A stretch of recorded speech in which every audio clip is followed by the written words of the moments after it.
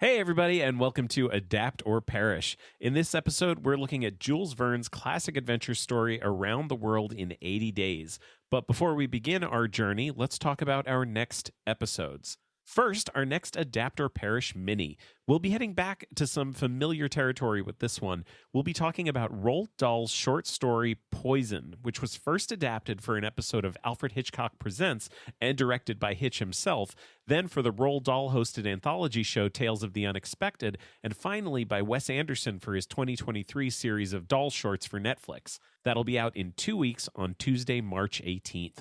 Then, in our next regular episode, we're exploring the, hopefully, funny side of death with a look at Harry Segal's 1938 play Heaven Can Wait, which was adapted into a number of movies over the years, including 1941's Here Comes Mr. Jordan, starring Robert Montgomery and Claude Rains, 1978's Heaven Can Wait, starring Warren Beatty and James Mason, 2001's Down to Earth, starring Chris Rock and Eugene Levy, and more. That'll be out in a month on Tuesday, April 1st.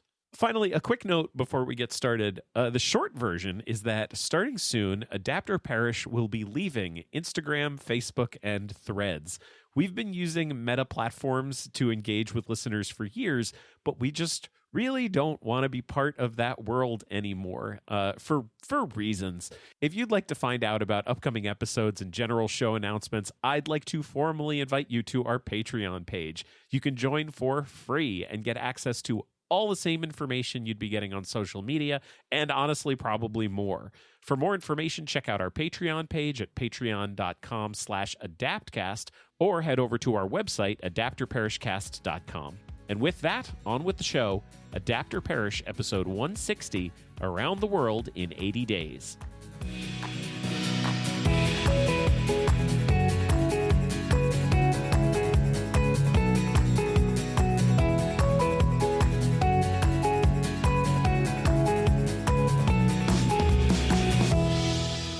Hello and welcome to Adapt or Perish, a podcast about adaptation. I'm Jeremy Latour. And I'm Ian Averill. And today we're talking about Around the World in 80 Days. Yeah, we just keep going. Like, it's, H.G. Wells, and then it just kind of follows. Jules Verne. Sure. Like, we have to. Yeah. Can I tell you, in all honesty, what piece of media that is related to Jules Verne takes up the largest percentage of my brain? I mean, for me, it's 20,000 Leagues Under the Sea, and that's what I would maybe guess it was for you too, but I feel like maybe you're going to say something different right now. No, it's Back to the Future Part 3.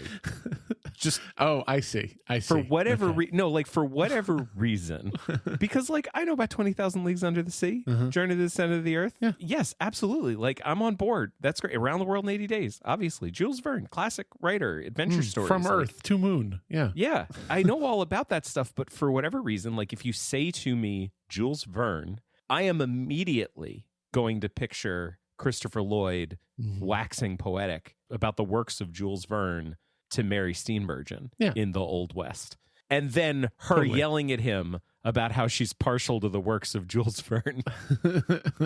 She does yell that at him. It's very cute. Why am I starting out talking about that? I don't know. I just really enjoyed talking about time travel recently, and we weren't going to have the opportunity to do it this time. Yeah. And so now I've done it.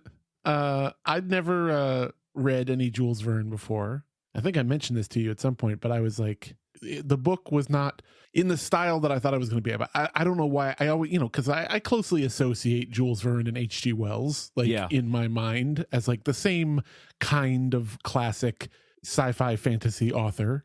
But this was really different than Wells. Wells is very scientific and very kind of focused on the fantastic ideas. Not that this isn't too, but it's the narrator is funny. The narrator comments on it. It's written in a much more, I don't know how to describe the style, but it's different and I not bad. I liked it. I mean, I would describe, if we're comparing it to The Time Machine, which we just did, I would describe the tone of The Time Machine as kind of clinical. Yeah. And the tone of this is a hoot. I believe they call it. It is a hoot. Yeah. It is an incredibly fun book. And I realize we're kind of getting ahead right now, but I agree with you. I didn't quite know what to expect. I didn't expect it to be as funny as it is. Yeah. Yeah. But it is a It is. rollicking, funny adventure story. That's the other thing about it is like, sure, its main character is a little buttoned down, but for how buttoned down its character is, it is still trying to be like a rollicking adventure. Yeah. And its main character is always kind of like pressing back against that, but that's kind of a thing that I like, you know? Yeah. Yeah. Cool. So we've got a lot to talk about. We've got to talk about the original 1872 novel. We've got to talk about movies, miniseries. There's a whole bunch of like kids' TV shows. There's so much stuff that we're going to talk about. I think the important thing right now is to do a back of the book, because I feel like, as with many things, this is probably one of those things that I think people probably associate more with any of the adaptations, if not just kind of a general sense of it in pop culture, more so than the book itself. And maybe I'm projecting. Maybe everyone else is like, no, the book is great. What are you talking about? You're the only dum-dums who haven't read it. That might be true. That might There's happen. probably a lot of people that think that. Yeah. Probably every episode. So here's a back of the book. Okay. One night in the Reform Club, Phileas Fogg bets his companions that he can travel across the globe in just 80 days. Breaking the well-established routine of his daily life, he immediately sets off for Dover with his astonished valet, Passepartout. Passing through exotic lands and dangerous locations, they seize whatever transportation is at hand, whether train or elephant, overcoming setbacks and always racing against the clock. So there we go. Okay, so there's a bet. This is a good. I like this back of the book. This is a real good one because It's real plain and simple. It's good. Yeah, here's your characters. Here's what they're doing. We already know what the goal is. It is kind of amazing in the book that we go straight from this very kind of, I would say, like a lengthy introduction to the character of Phileas Fogg as just this British gentleman, and it is very funny listening to a Frenchman describe British society and describe this British gentleman. I feel like that's kind of where a lot of the humor comes from, whether intentional or not. I enjoyed that part of it. But you've got your French gentleman who is very fastidious, very scheduled, does the exact same thing every day, never surprises anybody, is having a complete like nothing conversation with his friends at the fancy gentleman's club that he belongs to. And they're talking about circumnavigating the globe. Obviously, at the time, there was no air travel. And they were talking about how small the world was getting and how close, how connected everything was getting. And he said, well, yeah, I just read an article. Basically said, you could go around the world probably in about 80 days. And they said, bullshit. And he said, not bullshit. And they said, no, the bullshit. And he says, would you care to bet? And they say, yes. And he says, let's finish our card game and I shall leave. It's very fast. Yeah, the book very humorously talks about, it goes on a lot about how important a wager is to an Englishman. Yes. And how betting, gambling, and having a wager and stuff like that is like nothing, like breaking anything to do with that would be the most dishonorable thing that an Englishman could do, and he never would. He'd take it very seriously. So he's the main character. He's very fastidious. I mean, I would describe it. I will say there's a later version of it where they use his like the way he schedules his life. They use it as a kind of a punchline to a joke, and it really bummed me out in that one because like his timeliness is a superpower. Like he's presented as kind of a superhero in this book. Like he's always one step ahead of everything. Even when they have a setback, he's completely unflappable, completely the entire time.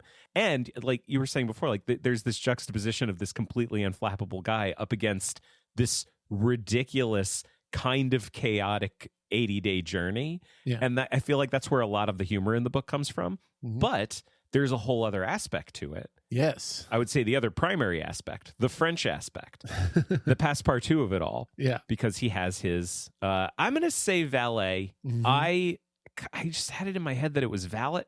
And I feel like it is. I don't know. Well, a lot of the versions say valet. Well, because I mean, valet is like British people say valet. Yes, I know. But like, I'm pretty sure French people would say valet. Well, yeah, I'm going to go ahead and say valet. I kind of want to get out in front just in case anyone's like, you're saying it wrong. Yeah. Just know I am aware of the issue. So one of the things that happens at the beginning of the book is he lets his previous valet go. And hires this kid, Passepartout, who's kind of a disheveled, rough and tumble French youth. Like he's described in the book as being pretty young. Yeah. But seen a lot and has lots of skills. Yeah. Well, and let's be very clear about what the name Passepartout means. It is literally master key. Like this is a guy who can go anywhere. Like the name implies that he can go anywhere and do anything. Yeah. His superpower is he's game for anything. Yeah.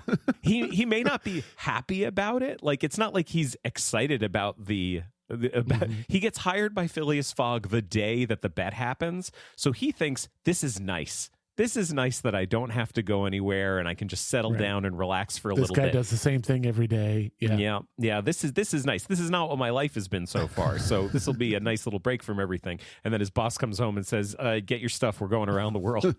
And like I feel like the funniest thing that happens in the first like quarter of the book is just Passepartout's kind of baffled reaction to Phileas's bet, but it never stops him from going along with it. No, because like there's a lot of inner monologue about how he's like what this is crazy, like but then he's also just like no, okay, like he's really pack great. All my stuff. Like he's great in that way. He's Passepartout. He's a fun character. So much fun. Yeah. They set off, and I'm going to go through their itinerary really quickly because there are some things that we're going to hit on as we go through.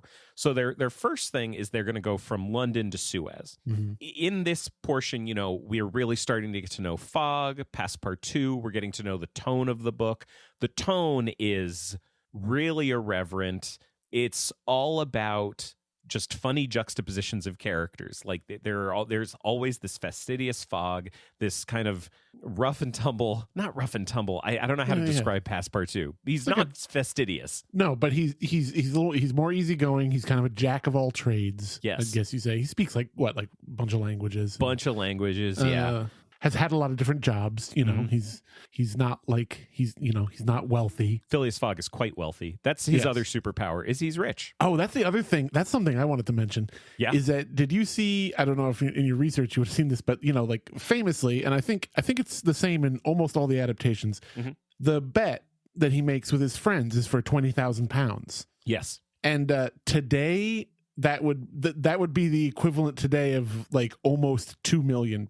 It's a lot of money. But anyway, so that really puts it in perspective, But like the other thing I love about it is that you really get the sense across the entire book, like this kind of we're going to spoil a lot of stuff, but Phileas is clearly willing to spend as much as he stands to gain to win the bet. Yes. Like he's not. He's just there. This entire book is just a series of him going like, oh, there.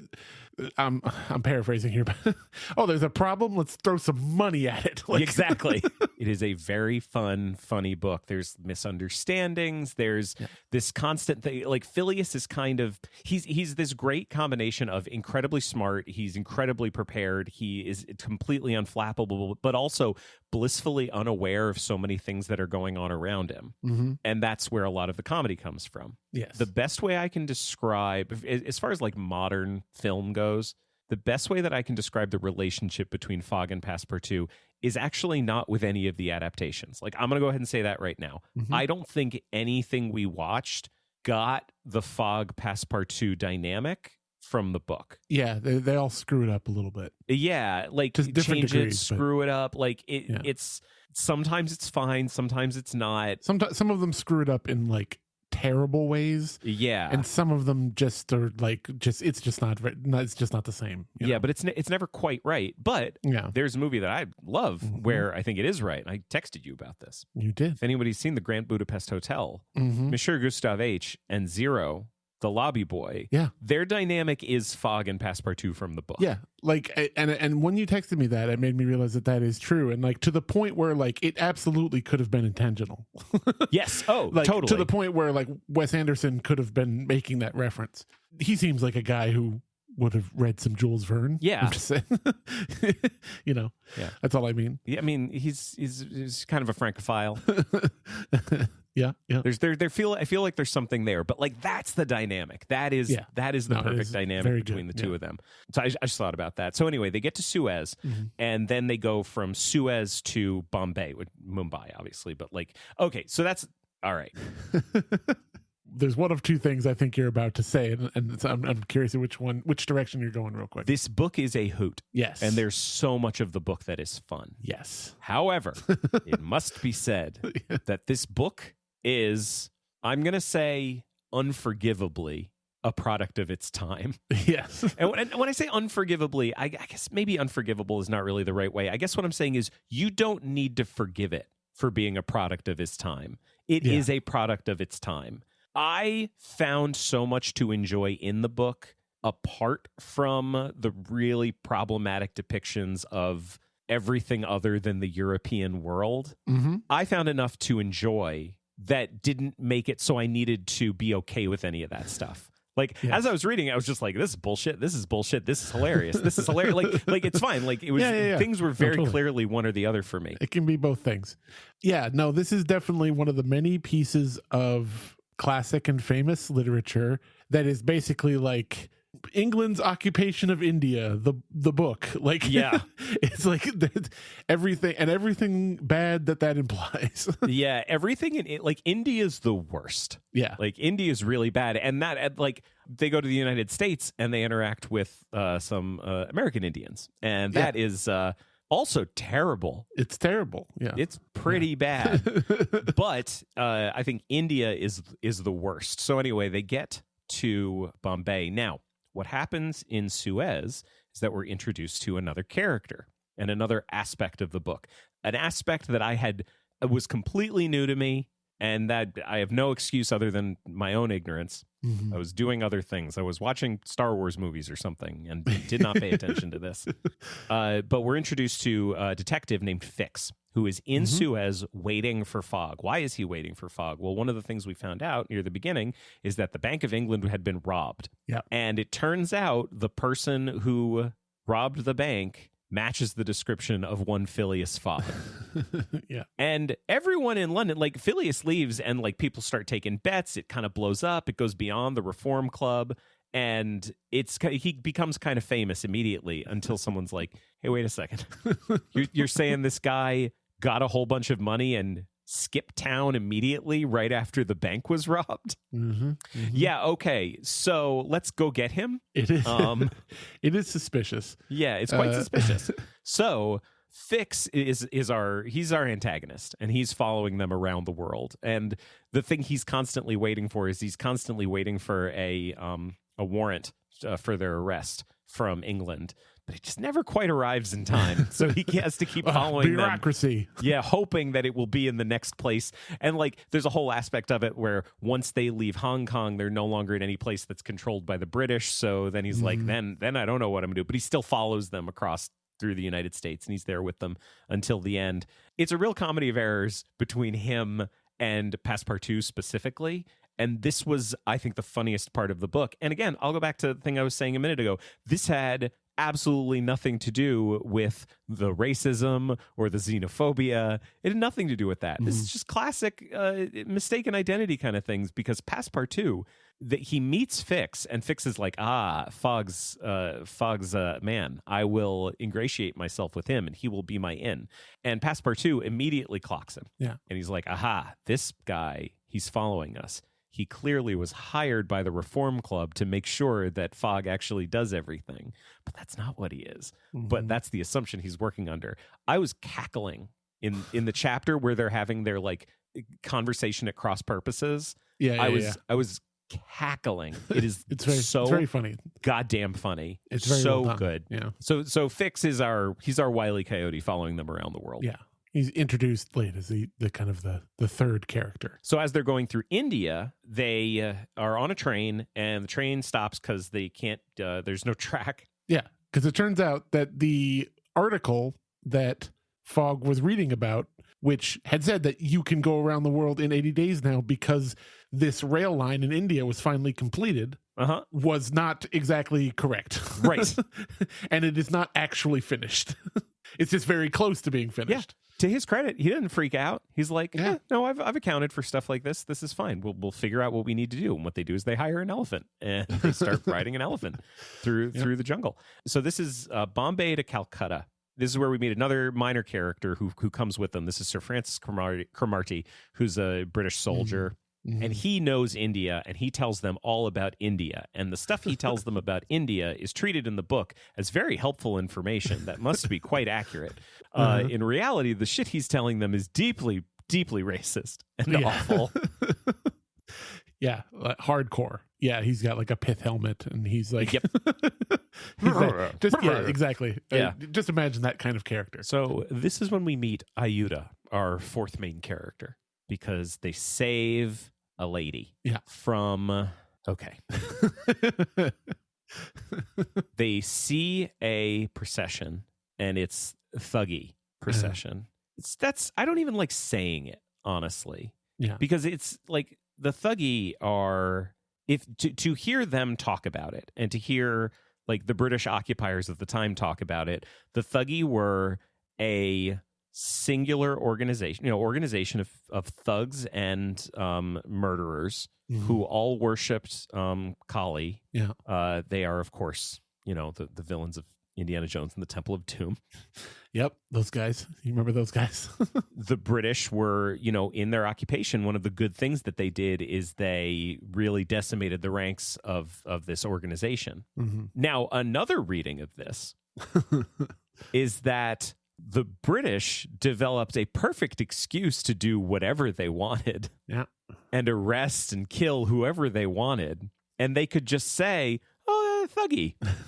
Yeah, that's what they were. We got to stop those guys. Yeah, it just seems like there's quite a lot to say that they weren't really a thing, because the major accounts we have of them are from the British of that time. Yes. So it's not the most trustworthy source. Not a lot of records from them have come down through the decades, I assume. Yeah. I'm just saying it's very convenient. Yes. So they witness a procession, and there is this girl who's they find out is going to be burned on a pyre because her husband was a big important guy and he died, and they're both going to be burned.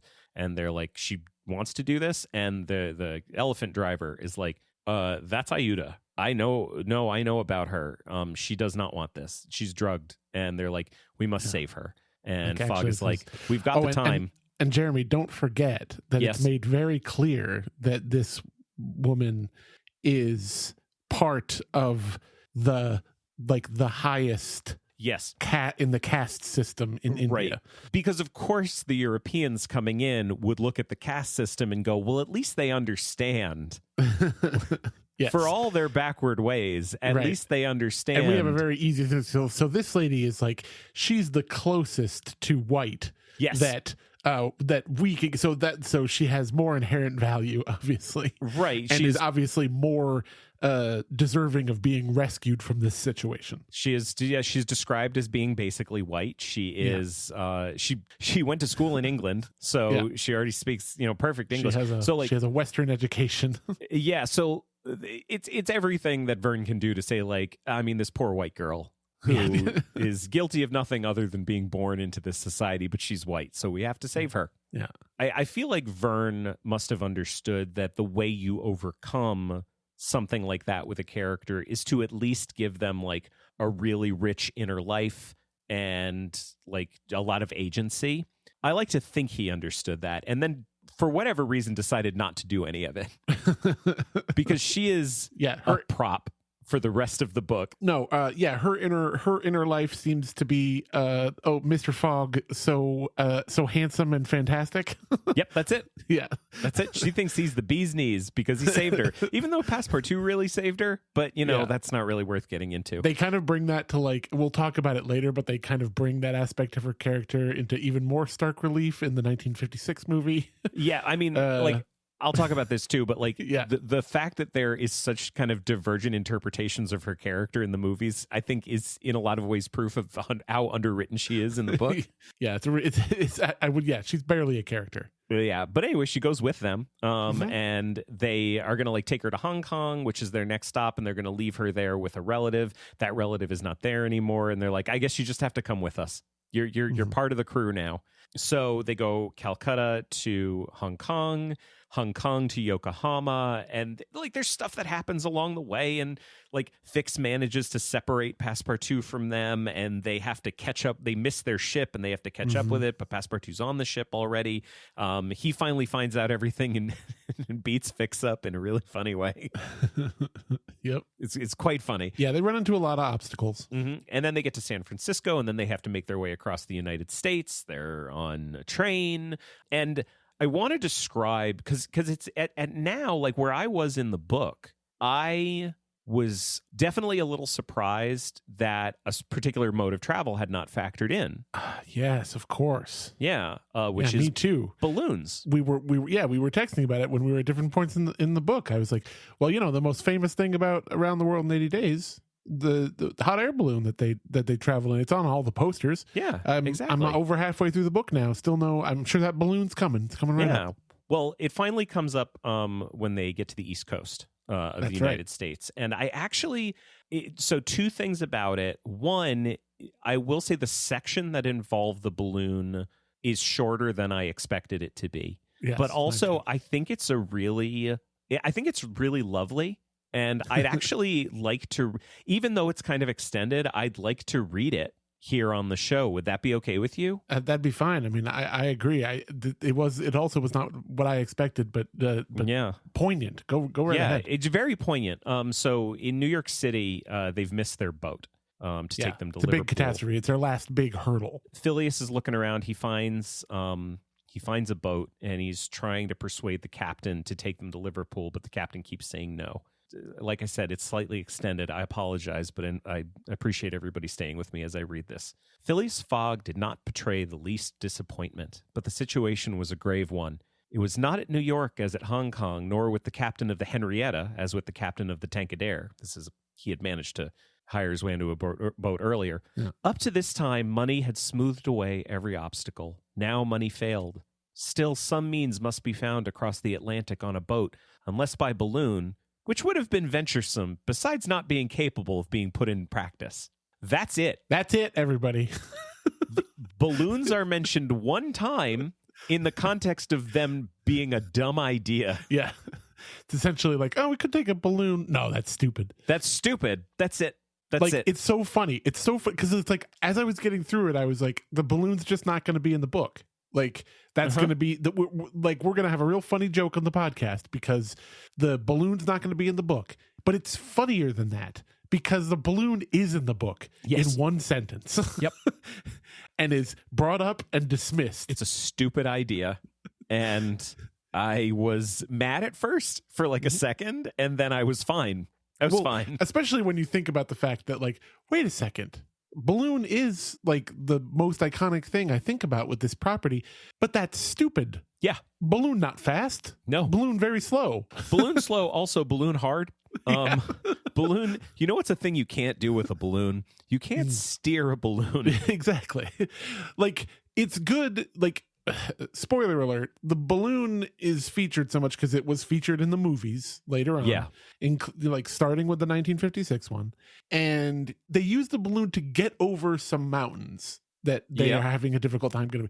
That and that makes sense. Like that would be like a thing that would be useful to use a balloon for. Yeah, I could see that. Like, I actually do want to go back just to remind people that, like, Jules Verne wrote in 1864, he wrote Journey to the Center of the Earth. In 1865, he wrote From the Earth to the Moon. In 1869, he wrote 20,000 Leagues Under the Sea. And then in 1872, he wrote Around the World in 80 Days. But I want to go back a little further because in 1851, he wrote the story A Drama in the Air about a hot air balloon. And then in 1863, he wrote the story 5 Weeks in a Balloon. So, like, balloon travel was not new, and I could see someone saying Jules Verne did it, and that would be fine if not for the fact that, as we've said many times now, Jules Verne in this book very specifically said a balloon would be dumb. It's real stupid. It's real stupid. Anyway, they take a boat, and there's a whole thing that happens on the boat where they right. That's right. Sorry, they don't take a balloon. They the mutiny and piracy. Yes, mutiny is what they do instead. Of total balloons. Mutiny, and it's pretty great and very funny. And they get to Liverpool, and there, as soon as he steps on the shore, Fogg is immediately arrested and kept in jail for like a day, and he misses his deadline and goes back to London dejected. And I feel like, I mean, this is a spoiler. Like, we're about to spoil the end of the book. And it's not so much spoiling what happens, it's spoiling how it happens. Because Verne does this cool thing where he kind of plays with time a little bit, because he describes the gentlemen of the Reform Club watching the time tick down. And then he describes Phileas like being dejected in jail and everything like that. So he's doing everything to make you feel like he's lost. He's missing the. Yeah. He's broke. He spent all his money to win the bet, and now he's lost the bet. So he has nothing. The only thing he has is Passepartout and the love of Iuda. And he tells her, "I am in love with you," and she says, "I am also, and same with you, and we shall marry." And it is not like the most effective love story I've ever heard. Get married right there. Yeah. It is pretty bad, but it does set the plot in motion, because he's like, "We must be married immediately. Passepartout, go get the priest." And Passepartout goes and gets the priest and says, "Tomorrow you got to do this." And the priest is like, "Well, tomorrow I can't." He says, like, "Why can't you do it tomorrow? Tomorrow's Monday." And the guy says, "What are you talking about? Tomorrow's Sunday. It's Saturday right now. It's not Sunday right now." And Passepartout's like, "Holy fuck." And he runs back. And they find out that because of an interesting thing involving time zones and the international dateline, they've gained a day. Yeah, it's a fun thing. We can time travel in real life, everybody. Right. With the use of time zones and being able to go pretty fast. My only problem with this is newspapers. Like, you're telling me that at no point while they were in New York City, like, they didn't see a newspaper that had the date on it? That is a little silly. Maybe they were really Russian, so like maybe they didn't notice. Yeah, but it's very effective, because then Phileas does make it to the club and he walks it. Then we find out that has 10 minutes left. Yes, that description of the guys in the Reform Club waiting for him was actually something that happened later, that was being told to us earlier. So then we see him waltz in to the Reform Club and win the bet, and thus the book ends. Like I said, super fun. Yes. Very racist, very xenophobic, like just very, it knows very little about the world. Like, it's very clear that Verne did a lot of research about like the how you would get around the world. But I feel like his blind spot was the what. Like, what would things actually be like as you went around the world? I feel like that's the part where the book really falls down.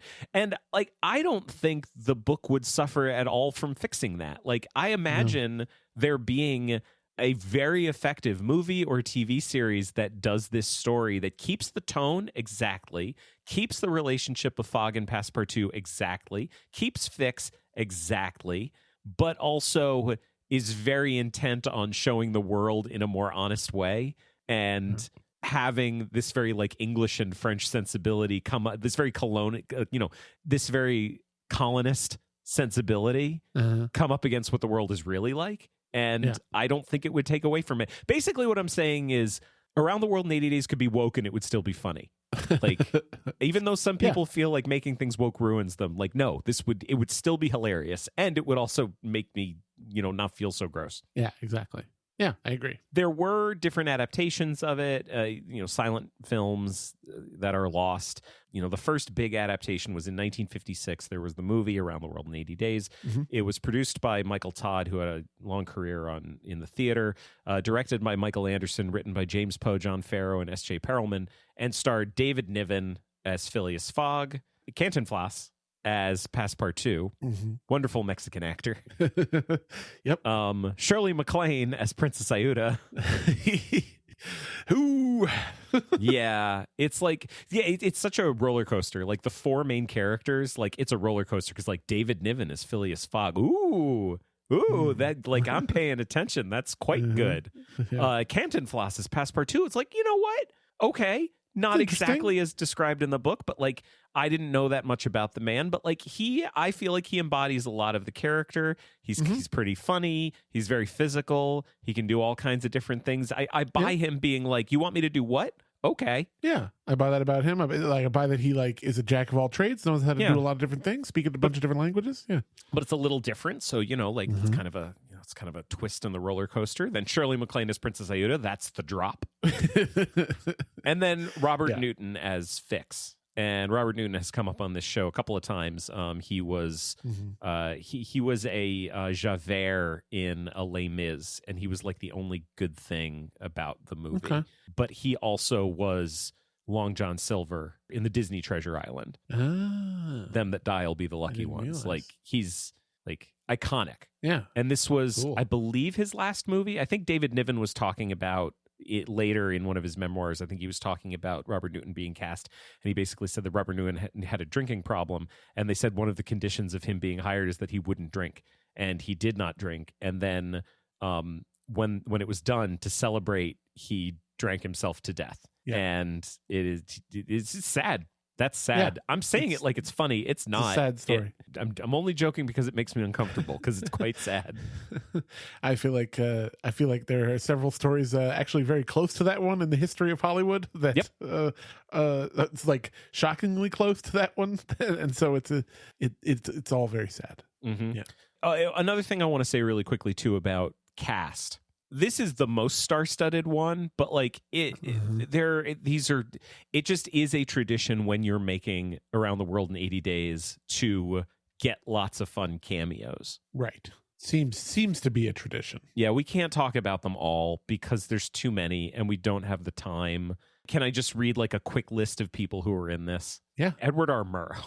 As himself. Okay. Yep. Noel Coward, John Gielgud, friend of the pod, Peter Lorre, Red Skelton, Marlene Dietrich, John Carradine, Frank Sinatra, Buster Keaton. Like, that's crazy. And I'm barely scratching the surface. It is a giant movie, 3 hours long. Yeah. They go to so many places. It's beautiful. They go in a hot air balloon. You know why they go in a hot air balloon? Because they can. No. Partly. You're missing a piece of it, though. They go in a hot air balloon because this movie was partially financed by Todd A.O., the film company that made their wide format film. And they thought, well, if we're going to make a beautiful movie going around the world, we got to show people what our film can do. Can we get them up in a hot air balloon? And they were like, sure. We'll make something that is going to be inescapable for anyone else who wants to adapt this. Isn't it funny how this is like all this stuff that just becomes iconic just has its beginnings in such weird, just trite reasons? Like, it's fascinating. It's just a business decision. Yep. You know, so there are sequences in this movie that I will say are very, very long and very, very boring. Yes. That are very pretty. Sure. I mean, this movie won the Academy Award for Best Picture. Uh-huh. Now, this was at a time where I feel like a lot of the Best Picture winners, they would tend to give it, they would give Best Picture to the most movie. Yeah. And in that context, I understand. Yeah, I don't know, man. Like, if it's for the most movie, I actually think it still doesn't win on that merit. Okay. Because it was up against Giant, The King and I, and The Ten Commandments. Oh God! See, I really should have looked this up before I made this statement. Man, yeah. This But I've learned my lesson. But here's the thing. Holy crap! I can give you a reason why this won. Why is that? And it was something I was thinking about going in. I was like, how did this win? It immediately became apparent because this movie is about movies. Yeah. Yes. That's it. Hollywood loves movies about movies. Jeremy's old tired log line that also happens to be absolutely correct. Yep. And I can't fault him on it. Yep. Oh, do you have a movie that won Best Picture that you're like kind of confused that it won Best Picture? Bet it's about Hollywood. Is Crash about Hollywood? It's all LA. Yeah. So yeah. Of course it is. The Shape of Water. Well, yeah, obviously. Fishman movie? Like, no, Busby Berkeley musical. Shape of Water did not win because of the Fishman. Shape of Water won because of the black and white dance sequence in the movie theater. That was just disappointing to find out because the whole thing starts, like I said, we weren't going to get into all of the cameos, but like it starts with Edward R. Murrow just talking about Jules Verne and talking about an intro to Jules Verne. Yeah, talking about From the Earth to the Moon, talking about the showing Méliès footage movie. from it. Yeah, like they show the whole movie before the movie. Hey, viewer, you know how you wanted to watch that one movie and how you all paid for your ticket? Well, here's a different movie. It's crazy. In a million years, I never would have guessed that that's how this started. But once it started, it made perfect sense to me. Mm-hmm. It's just a celebration of movies and like having so many cameos in it. They're all film film cameos. It's all about Hollywood. It's all about movie making. It's all about celebrating movie making. And that's fine, I guess. But that certainly wasn't what Jules Verne was doing. So don't act like... I guess that's the thing I really kind of rankles me about this one is they act like they're celebrating Jules Verne, but like they're not celebrating Jules Verne. They're using Jules Verne to celebrate Hollywood. If anything, they're celebrating George Méliès. Like more than Jules Verne. That's the way they put it. Is like the entire context of the movie, the entire context of the intro is Jules Verne's books were amazing, but it wasn't until someone made a movie of one of his books that it really became important enough for us to talk about. Yeah, it wasn't until the Man on the Moon thing, the most important image in the history of the world. Yep. It's ridiculous. That these books truly gained their power. So like that kind of set me against the movie at the beginning, but then the movie's pretty delightful for a period of time because like... Yeah, there's some okay stuff in it. I feel like the whole beginning in London where you get to know the characters at the Reform Club, I feel like it has a great tone. I feel like it's got a great pace. David Niven's really fun. There's like a scene where Noel Coward and John Gielgud are having a conversation. John Gielgud is like the guy who has just been fired by Fogg for not being timely enough. It's hilarious. And like all that stuff is great. And then the bet scene is really good. And then they leave for the trip and immediately things slow down because then the very first thing that happens is we want a train. There's no trains. Well, shit. And there's a Frenchman who says, but they have balloons. They're like, we will take your balloon and we will fly over the Alps with it. It's just like the movie screeches to a halt because now it's just 20 minutes of them floating. It's so very clearly just cutting back and forth between aerial shots and really tight close-ups of David Niven and Cantinflas clearly in a balloon that's hanging from like 20 feet off the ground. Yeah. They don't marry the two images really well. It's the equivalent. It's just like bad green screen would be the equivalent today. Yeah, right. Of like how it looks like not quite right. Yeah. And then like so that's what started getting my spidey sense tingling. And then it just gets worse because then they land in Spain. And This Fogg is a dum-dum. Yeah. And I don't understand why he needs to be such a dum-dum because they land and all these people start speaking Spanish to him. Spanish. He lives in England and he says to Passepartout, what is this strange language that they're speaking? And then there's a giant dance sequence. And like the bullfight. Oh my God, the bullfight is the longest thing I've ever seen in my entire life. Yeah, Passepartout becomes a what are they called? A matador? A matador, thank you. Yes. It's kind of interminable. It's really bad. So like there's just so many like there is a lot of delightful things in this movie. But absolutely. There's so many sequences that are so long and so boring that the movie is just boring in its entirety. Yep. And it sucks because like there's a lot of good stuff. There's a lot of fun stuff. Yeah. But it's a boring movie. It's also super racist. Oh, yeah. Well, that's the other thing I was going to say is that I'm not going to say that it's like more racist than the book, but it's certainly not less. Let me put it this way. You know how I said before in the book that there's like the really fun stuff in the book and it's very separated from the racism? Yeah. In this, there's also fun stuff that is sometimes not quite that separated from the racism, but the fun stuff is never fun enough to overcome the racism. Yeah. Also, what am I doing trying to compare the levels of racism in the two things? They're both really bad. They're both really, really bad. They both have plenty of racism. I feel like if you went through and just took a red pen and was just like crossed out everything that was racist, in the book you would eliminate a lot. Like, let's be very clear, you would cut out quite a lot of the book. But what you'd be left with is a lot of very funny, entertaining things. I feel like in this movie, what you'd be left with is just the aerial photography. Yeah. And so it would be boring. When they rescue Shirley MacLaine, the Indian princess, Shirley MacLaine. Yes. This is kind of what I was referencing before, is her character in this is even, like, in my opinion, even more insulting, like, as a character, because they do that thing where she's in love with Fogg. Yep. And she shows it by doing that thing where she's like, I think that all the things that you are interested in are the most fascinating things in the world. Yep. And I'm super duper into them. Mm-hmm. And he's like, you are? That's incredible. You're the perfect woman. You're the perfect woman. And I hate that shit. I got to tell you. Yeah. Like, It's funny because up until now I was kind of thinking that's better than doing nothing, but you might be right. That might actually be. I think it's worse than doing nothing. It might be worse than doing nothing because at least you can't interpret anything. Anything else. You can't make up an inner life for her because they're like, no, she has an inner life. Her inner life is that she thinks being on time is the most important thing in the world. Well, and specifically, and the other funny thing is that like when she talks about being obsessed with all the things he likes, what she's mostly talking about is his card game that he plays, that he's obsessed with.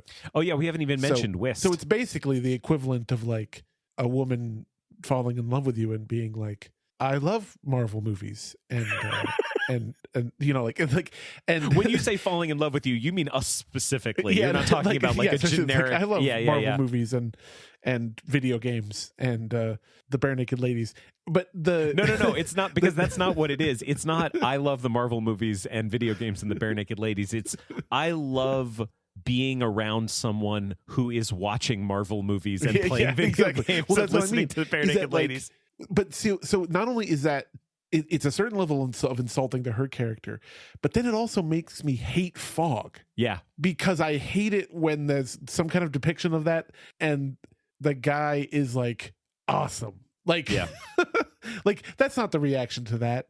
The reaction to that should be like, oh no. Mm-hmm. I mean, obviously not universally. But the point is like, you shouldn't be seemingly content and excited with somebody who's pandering to you, essentially, Mm-hmm. Anyway, so it's just on so many levels it's bad. Mm-hmm. Yeah. So they make it back and they create a ridiculous ticking clock at the end. Like that was one of the things I really responded to in the book, is that the end, there isn't really a ticking clock because you think he's lost. Right. And then when you find out that they actually gain time, it's just an immediate fake out, and then he's claiming, he's walking in and saying, I won. I mean, he's racing into the thing, but with what they've done, he's going to get there in time. Exactly. And in this one, they're like, you have 10 minutes to get across it. Like, they give him an impossibly short amount of time to make it and throw up way too many impediments. And then he still walks in very calmly. And it's, I hate that kind of fake drama. It just feels like very fake manipulative drama. I don't like that. And agreed. This wasn't even the worst one. Yeah, it was not. It's a bummer of a movie. Not to get ahead of ourselves, but like, is this actually the best one? I don't think so. No? No. I think the next one is the best one. Oh, that's right. You like the next one. I did not hate the next one. I know. No, I like parts of it too.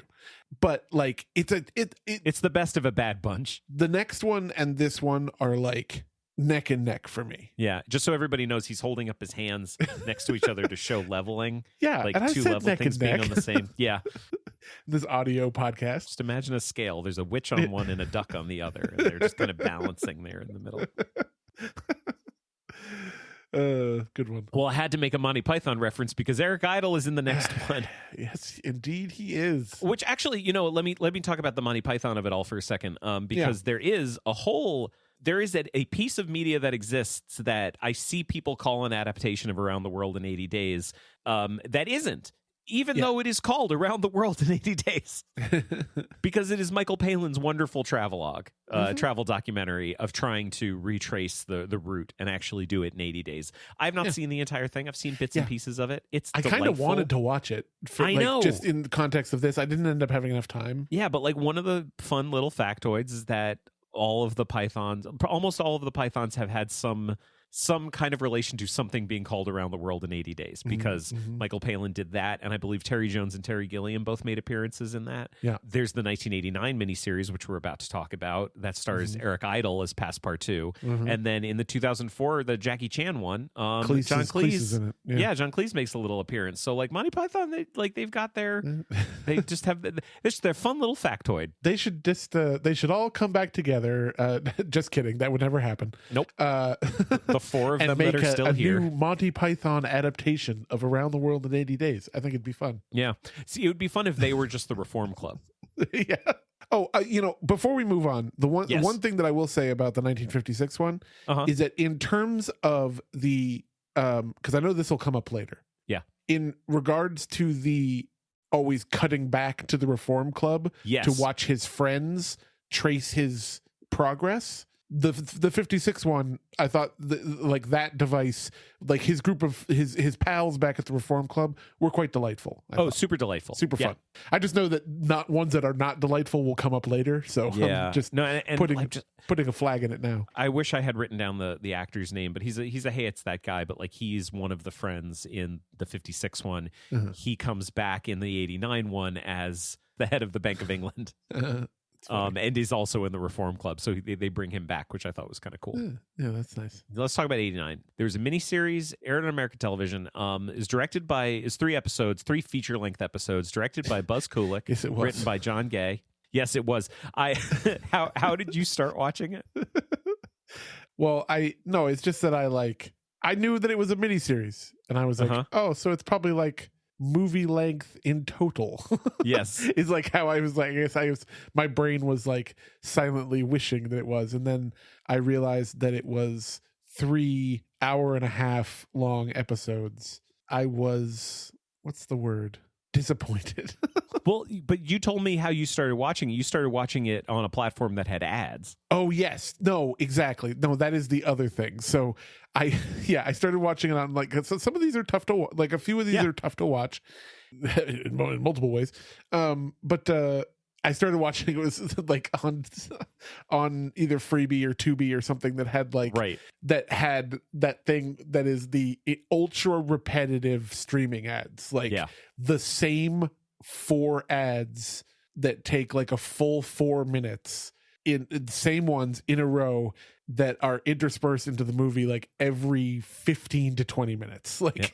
And I was like, I can't do this. I'm buying it on Prime. Well, you texted me and you were like, I don't know if I can do this. And I was like, oh my God, go buy it. Like Amazon Prime is the only place you can buy it digitally. Yeah, you can't. And I was like, go buy it and I will pay you back. I probably would have. Yeah, it just so I did that, and it was it was still 3 hour-and-a-half long episodes, but yes, it at least didn't have an additional, all put together. It had probably like a full hour of commercials between the 3 episodes, or per episode, just crazy the amount of when they're those repetitive ones that's the same 4 commercials every time. It drives me crazy. Okay, Grandpa. Yeah. Let's talk about the cast of this one. Our 4 main characters: Fog, Passepartout, Iuda, and Fix. Mm-hmm. I feel like some of the casting is fantastic and some of it is fine. Yeah. First of all, I think their Fog is fantastic casting because it's. You think so? I think because it's Pierce Brosnan. I like him quite a bit. I always throughout the whole thing, I was thinking I feel like Fog shouldn't. This is nitpicking. But I just feel like Fog shouldn't be quite that handsome. Because here's the thing, Pierce Brosnan, famously handsome. I don't see any reason that he can't be that handsome though, because the whole thing is that he is so asexual as a character that it actually doesn't matter what he looks like. Well, yeah, unless you're that handsome, so handsome to be incapable of being asexual, which is what Pierce Brosnan is. I think he does an admirable job. I really liked Pierce Brosnan in this. No, I thought he was a very good Fog. I thought he was, and I liked that he was a little bit younger than David Niven was. I thought that worked I think really that's the well other for thing the is that character. I think of Fog as being older than Pierce Brosnan was in this, but still, he's so good at being buttoned up but funny. Yeah, and that's important for this character. So. Mm-hmm. It was good. Then there's Eric Idle as Passepartout. Now this one is this one did not fare so well, and I like Eric Idle a whole lot. I hate this version of Passepartout. Yeah, it's on paper you can see Eric Idle. You're like, oh okay, that'd be fun, and then you're like Eric Idle doing probably an offensive French accent. I mean, of all, I don't really mind the French being mocked. I think that's fine. No, not at all. That's fine. I don't mean it. It's not as bad as other stuff. Yeah, it's more. My problem with it is just that the character is so divorced from Passepartout in the book. He's literally called Passepartout. He is called Master Key because that is who he is. Mm-hmm. He's like, you want me to do what? Okay. Yeah. That's his reaction to everything. This Passepartout is comic relief in that he's more prim and proper than Fogg is.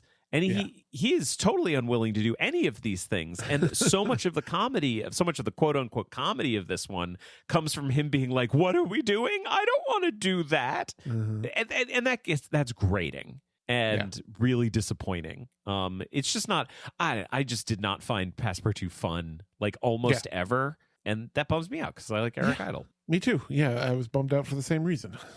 Yeah. Iuda. Yes. Okay. Iuda is still bad in this one. Sure. It stars Julian Nickson. At least her heritage is from the right continent. Yes. But definitely not the right region. But geez, I'm not sure that this is better. Well, no, it's not. But then isn't it interesting how it slightly offsets? No, it doesn't.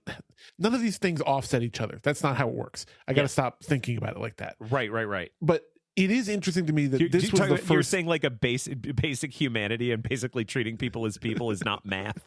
Yeah, exactly. It is not.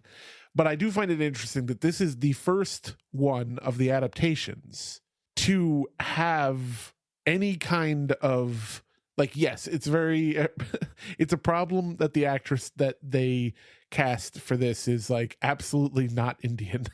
Nope. Julian Nickson was I believe she grew up in Hawaii and was born in Singapore, I believe.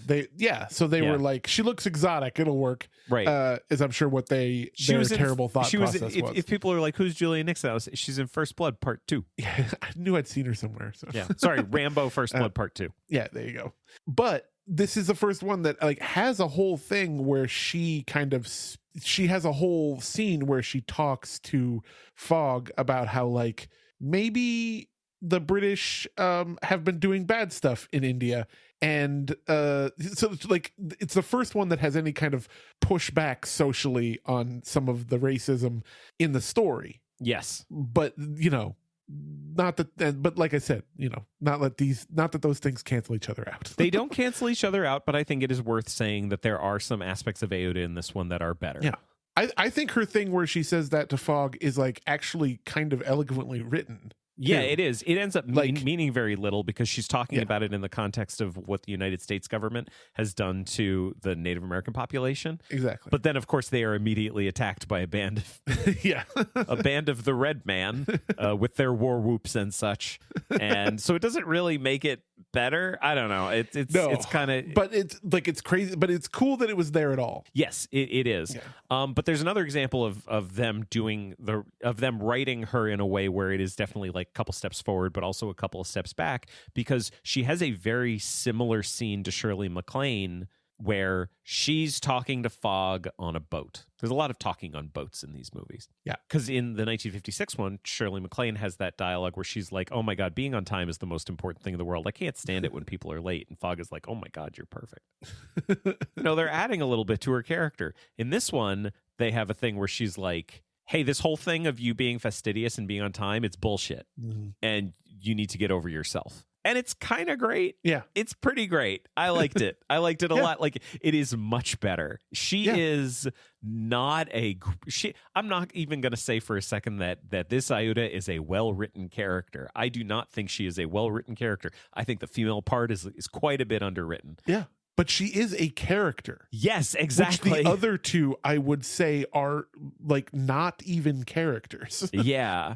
And her saying that also leads to Fogg's arc, which maybe we'll come back to in a second. But anyway, this Iuda is still bad, but better. Yeah. And also, she's very pretty. Pierce Brosnan is incredibly handsome. Yes. And so it helps you because you're like, they should kiss. Yes. No, I'm not. I'd like them to kiss, that. Please. Yeah. Actually, I said save it for later, but here's Phileas's arc. Phileas's arc is that he wants to change. He doesn't want to be as fastidious anymore. It's actually kind of nice because he thinks he's lost the bet at the end, and he has the scene where he says to her, hey, let's get married. Mm-hmm. And in this one, unlike the other ones where he's like, I have nothing, but I love you. In this one, it's, I have nothing, and I think you were right the whole time. This is freeing. I don't know what's going to happen tomorrow, and that feels amazing. And won't you join me in this? And that's better. Yeah. It's better and more interesting. And it's not the book, but at least entertaining and compelling. I give it that. Yeah.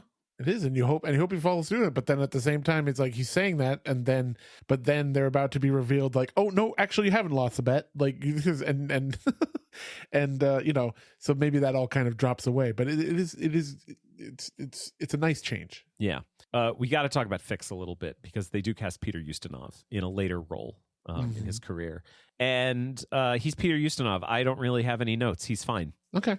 I don't either. I like Fix in this one doesn't really leave that much of an impression on me, I guess. Yeah. So I did like Fix at the end because at the end he like feels bad about what he did, about making him the whole thing in the book is that Fix makes Phileas seemingly lose the bet, and then Fix disappears from the story. In this one, they've realized that they're actually like they've gained a day, and as they're trying to get to the Reform Club and they're getting in a taxi, suddenly Fix jumps in and he's like, you haven't lost the bet. You haven't. You've gained a day. Yeah, it's very cute. And it's very cute. Like it's cute watching Peter Ustinov do that. I do want to mention some of the other cameos in this one. Jack Klugman, Roddy McDowall, friend of the pod. Yep. Christopher Lee is one of the Reform Club in this one is quite good. Yeah, it is. It's nice because Christopher Lee's there. So yeah, Christopher Lee, friend of the pod. Patrick McNee is one of them. Simon Ward is another. He's also a new friend of the pod. Darren McGavin, Jill St. John, Robert Wagner, Henry Gibson, Jean-Pierre Castaldi, Anna Massey, Ian McNeice. This is quite a cast in this one. Yeah. I do want to talk about Jean-Pierre Castaldi for just a minute. Okay. So Jean-Pierre Castaldi is a French actor. They get to France and they need a way to travel, and they can't do the trains. And someone says, hey, I know a guy with a balloon. And I'm thinking, God damn it. And they find the Frenchman with a balloon, and they call it a balloon, and he gets mad at them. And I love this scene so much, and it makes up for the fact that they then get in a balloon and fly in a balloon. Sure. The balloon stuff in this one is a little different and interesting because he gets so mad at them for calling it a balloon, and he's just yelling at them, and he's like, why are you calling this a balloon? A balloon is stupid. You can't steer a balloon. You can't control how fast a balloon goes. What I have built is the Purple Cloud. It is a Zeppelin with a propeller and like a house, like attached to the bottom of it. Uh-huh. He's very proud of his invention, and he gives you a bunch of very plausible reasons for why it is much better than a balloon. The fact that it is text in this version that balloon travel would not be good for this endeavor made me feel good. And then they get on a balloon. I liked it too. It makes me happy. I think this is one. I think this one's closest to the book. Yeah, like I think its tone is closest to the book. I think the plot is closest to the book. I think Fogg is closest to the book. It's pretty fun and also too long and pretty boring and pretty racist and not great in many ways. But like I liked it. Yeah. Don't I sound like I liked it a lot? Of all of these, yes. And I could be persuaded the same, I think. Mm-hmm. I think I agree with you that it's the closest to the book and that there's a lot of fun stuff to it. But yeah, I mean, there really was not an adaptation that I truly liked in this whole bunch. So it's one of those ones where it's kind of tough to decide between them, Yep. So now we've got this kind of now we've got 3 adaptations that I think we're going to talk about. I think 2 of them pretty quickly and one of them maybe a little bit longer. But from 1984 to 2021, there were 3 that are, I would say, very much like geared towards kids. Yeah. So the first one we can talk about briefly was Around the World with Willy Fog, which aired in 1984. Thank you to our research assistant, Alex, for bringing this one to our attention. It aired on Spanish television, but it was a co-production with Nippon Animation from Japan, who we've talked about many times on the show as doing kind of the year-long anime adaptations of classic works of literature. It does a lot of the same things those shows do in that it's a very long, very faithful page-by-page recreation adaptation. They show everything. It's many episodes, many episodes. It makes a few interesting changes. They are all animals now. Willy Fog is a lion. They changed a lot of the character names. Passepartout is no longer Passepartout. He is now Rigadon and Tico. He's 2 characters. Rigadon is a cat, I believe, and Tico is his little friend, some kind of rodent that like hangs out in a bag. I watched some of it, and for every part of it, they did an English dub of it, and it aired in the United States and in Britain. Like I don't have too much to say. It's too much to watch. some parts of it were kind of amazing. Like, it is kind of amazing how faithful it is at the beginning. Like, Phileas feels like Phileas. Well, sorry, he's Willy. But they're all animals. And they also add a lot of things to kind of heighten it for children's television. So, like, where you have Fix, who is the antagonist, but he's never really a villain. He's just an antagonist because you know that he's probably wrong. In this, they've made two characters who are both police who are following him around the world. And also they've added an antagonist because now there's a villain back at the Reform Club who does not want him to finish his trip around the world. So he sent a wolf after him to sabotage him. So there's like, you know, a bunch of villains that are now following him around the world. And like, that's the kind of thing that makes sense in a kid's TV show. I don't think it's terribly interesting to have someone from the Reform Club be like the primary antagonist who's trying to sabotage his trip. That feels like too arch, and I'm not really a fan of it, but thankfully no one else did that. Spoiler alert, that's not true. But anyway, nothing in this particular one seems that crazy. It seems pretty fun. Not that great, but like pretty fun. So anyway, Alex, thank you for bringing it to our attention. Yes, thank you. I would have watched more of it had I had the time, but I think we can move on from there. So the next one is 2004's film adaptation.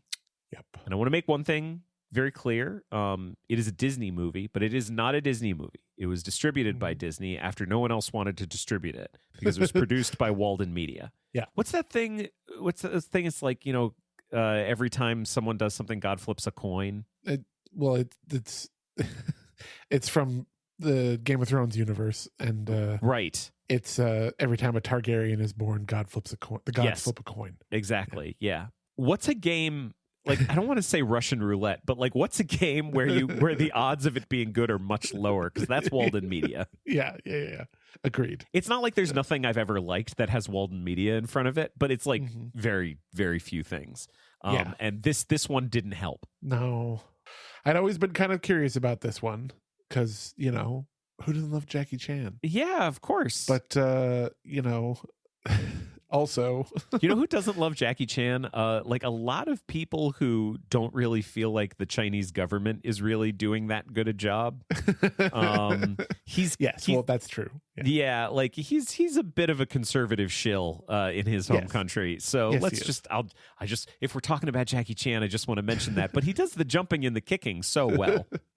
Yeah, no, but he's also a genius. But yes, you know. You can be both things. Right. But like I said, I was always curious, but morbidly curious. Right. Because I'm not going to say this looked good from the get. It didn't look good in the trailers in 2004, and it didn't look good now. And then I watched it, and it was very not good. Junk.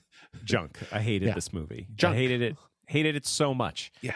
I think it says something about like the time that it came out and where I was in my life, because I feel like the image of Phileas Fogg being like a eccentric inventor, that is kind of what, like, not knowing the story. I read many stories. I didn't read Around the World in 80 Days, and I never saw any of the original versions of any of the earlier versions of it. So I just I feel like a lot of my idea of what the story was based on this movie existing in popular culture when I was like, 20. And it's insufferable. And this version of Phileas is insufferable. This eccentric inventor who there's just a whole, like, I don't even want to explain all the stuff they came up with for the plot. Like, they have the bank robbery, but it's that Jackie Chan actually did rob but it was for like, it's for a like cultural heirloom from his family in China. Yeah. And there's just so many different things that they added. He is Lao Xing, who's there to steal back the Jade Buddha that has been stolen from, as you say, from his community. And while he's escaping the police, he manages to he decides that the way he's going to escape them is by pretending to be a valet and get hired by, he pretends to be a French valet and gets hired by Phileas Fogg, who is clearly a fucking idiot. Yeah. And that's disappointing. The way he tells him his name is so upsetting because he like looks out the window and sees two people like holding a passport, and he's like, "What's your name?" And he goes, "Passport 2." And that is insulting. Yeah. It's real bad. Like, that means something. Like, Passepartout means something. That's actually, like, yes, I understand that it is in English. I understand that. I didn't know what it meant just from hearing it, because English is my first language and French is not my first language. But, it wasn't really that hard to find out what it means. Do you want to know something I found out about the early production of this movie? Sure. That makes me even more mad about what it ended up being? Yeah. Do you know what this production started its life as? No. It was immediately after the huge global success of The Mummy. Okay. The Brendan Fraser Mummy. And this was going to be the next thing from Stephen Sommers and Brendan Fraser. Really? And I'm not saying that would have been incredible, but I think I can confidently say that it would have been a hell of a lot better than this. Yeah. By the way, let me go back for a second. It was directed by Frank Coraci, who we've never talked about on this show, but you and I have talked about him on our other show because he directed Click. That's right. That we did an episode for Multiplex Time Machine. Well, technically, it was one of the pilot episodes. Don't get caught. No one listens to that show, so don't worry about it. I know, but I'm saying is that somebody was listening to this right now and was like, "Ooh, I want to go hear that episode." That's true. It might not be that easy. It was written by three Davids: David Titcher, David Benullo, and David Goldstein. And it starred Steve Coogan as Phileas Fogg, Jackie Chan as Passepartout, really Laosheng. Okay. Ayuda is not in this one anymore. Instead of Ayuda, they meet a lady in France, and she comes with them. Yeah. And this is Monique. She's French. She's played an by artist. Cécile de France. Which Can you say it out loud? It's great. Cécile de France. That's how she got cast. I know. This is the most French lady. Yeah. Fix is Fix is technically in it, but Fix is totally different because he's totally different. We have a whole new set of antagonists now. Fix is there, and he's much more of a Wile E. Coyote cartoon villain, played by Ewan Bremner, but he's barely in it. He's just there to get the shit kicked out of him and then leave. And that's it. Now that you've said both of their names, I want to say a quick thing that I thought while coming to the when I was midway through this movie, I was like, everything about this is terrible. But you know what's interesting is that I would watch a completely different adaptation of Around the World in 80 Days with a completely different script and a completely different everything about the characters, still starring Coogan as Fog. Yeah. And still starring Ewan Bremner as Fix. Just those two. See, I thought you were going to say Jackie Chan as Passepartout. There's a good version of that too, I'm sure. Because he's perfect casting for Passepartout. Yeah, I mean, if you do everything about the character completely differently. No, that's the thing. You would have to do where he's from differently, but we already saw that the classic one that wins Best Picture could do that. Yeah, no, totally. And that's he true. could be from somewhere else, but I feel like Jackie Chan embodies everything about the characters he plays on screen embody everything about that character. Yeah, no, that's true. I mean, now the more I think about it, I would probably watch an adaptation that has completely different script and completely different styling with all the same actors. Yeah, could work. As far as the cast goes, there are again quite a lot of people in it. Jim Broadbent, friend of the pod, is here as Lord Kelvin. He's our primary antagonist of the Science Society of Britain, who doesn't want Fogg to make it. There's a whole bet. The bet is not about money. The bet is who's going to be the head of the Society of Science. It's stupid. But he's in cahoots with General Fang, played by Karen Joy Morris, who is kind of a racist stereotype. And there's the whole China of it. They have added a gigantic thing to this entire script that makes you think that the entire plot is about some kind of an international intrigue having to do with power struggles and political power in China. And that's what gets the story started, and that's what brings us into the second act. And they have a giant battle, and Jackie Chan partners up with Sammo Hung, and they get to fight all the bad guys in the village, and it's a whole thing. And then it's done, and then we're just left with the journey around the world. It's confused. It is a bit confused about where it wants to spend its time. And at that point, the only reason he's even still in the story is because he's I tricked Phileas to take me to China, and now it turns out the entire bet is his way of getting out of England and getting to China. But once he gets to China, which, halfway, he's like, well, I'm done. I got where I need to go. But Phillies is like, but I have to finish the bet, because if I don't finish the bet, I'm not allowed to do science anymore. Right. It's so stupid. It's so dumb. Okay. I'm trying to think if there's anything else that is worth talking about with this one, because it is a giant, giant mess. And, the China segment has the mom. Lao Xing's mom is hilarious, and I love her, and she's great. Oh, yeah, she is great. Yep. I have no problem with her. The only other thing we should talk about is that this movie tries, in the exact same way that it's bad in every other way, to try to do the huge list of the bunch of cameos that the 56 movie does. Uh-huh. I mean, not as many, but it still tries to have the same vibe of like everywhere they go, there's some crazy cameo. Yes. And there's seven, but there's an extended sequence with Schwarzenegger in this movie that is insane. Yeah. It really can't be described. It's but even though it's insane, is it fun to watch? No. And then when they get to America, of course, it's 2004, so they run into Owen Wilson and Luke Wilson naturally. Yes. You're leaving out the important thing. They run into them as playing the Wright brothers. Yeah. Yeah. Oh, yeah. They sorry, don't run into the Wilson brothers. Apparently, this is the first time they ever played actual siblings on screen. Wow. They really picked a good one for their first. Yeah. For the first time doing that, I guess. Because, of course, as we know, like, Eli wanted to be a Tenenbaum, but he wasn't actually a Tenenbaum. Yes, he technically was not a Tenenbaum. Yeah. But there's Ian McNeice is in it again. He was in the 89 one. Let's see, Mark Addy, Richard Branson, John Cleese, Will Forte, Macy Gray, Sammo Hung, Rob Schneider, Luke Wilson, Owen Wilson, Arnold Schwarzenegger, and Kathy Bates is the Queen of England. And like, of all the people you could cast, I don't understand Kathy Bates. I don't understand.